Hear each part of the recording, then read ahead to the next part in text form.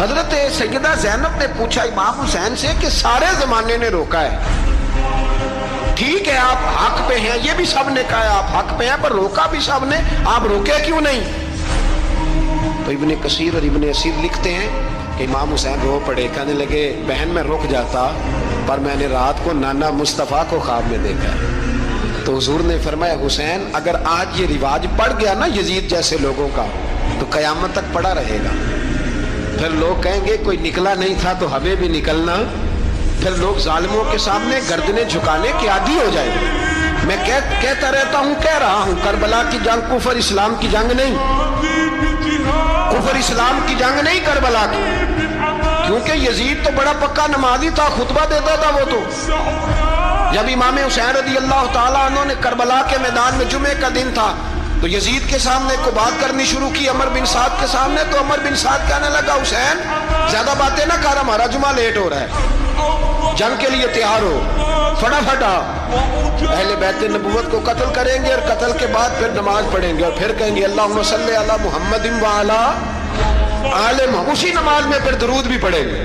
یہ کیسا مرتبہ ہے، کیسا انداز ہے، دوستی قاتل سے بھی مقتول سے یارانہ بھی۔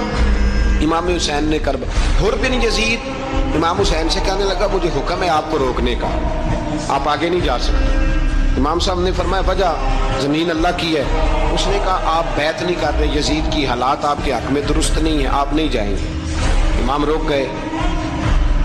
ظہر کی نماز کا وقت ہوا تو حضرت علی اکبر امام حسین کے بڑے صاحبزادے انہوں نے اذان ظہر پڑھی تو حر بن یزید کے لشکر نے امام حسین کے پیچھے نماز ادا کی۔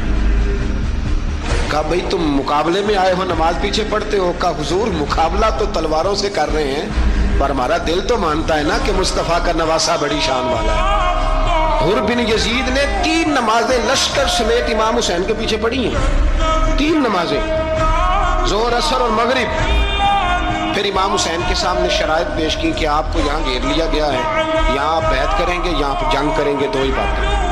امام حسین نے فرمایا نہیں بھائی بیعت تو میں نہیں کرتا، اس کے علاوہ تم جو کہتے ہو میں کرنے کو تیار ہوں۔ اس نے خط لکھا، عبید اللہ ابن زیاد کو ایک بندہ دوڑایا پیچھے کوفے، چند میل پہ کوفہ تھا، کہا وہ نہیں مان رہے، کیا کرنا؟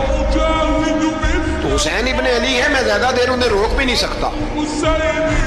انہوں نے پیغام دیا حر بن یزید کو کہ کرنا کچھ بھی نہیں، ان کا پانی بند کر دو، بلیک میل کرو، کھانا پانی نہیں ملے گا، چھوٹے چھوٹے بچے ہیں خود ہی مان جائیں گے۔